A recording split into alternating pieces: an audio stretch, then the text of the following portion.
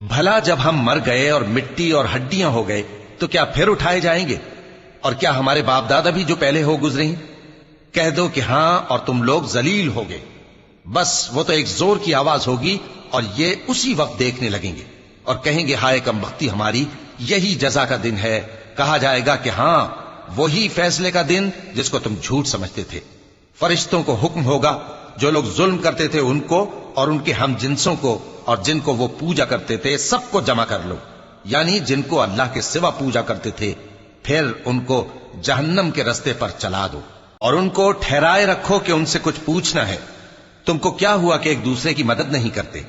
اصل بات یہ ہے کہ آج یہ لوگ اپنی غلطی تسلیم کر رہے ہیں اور وہ ایک دوسرے کی طرف رخ کر کے سوال و جواب کریں گے۔ پیروکار اپنے پیشواؤں سے کہیں گے کہ تم ہی ہمارے پاس دائیں طرف سے آتے تھے۔ وہ کہیں گے نہیں، بلکہ تم ہی ایمان لانے والے نہ تھے اور ہمارا تم پر کچھ زور نہ تھا، بلکہ تم ہی سرکش لوگ تھے۔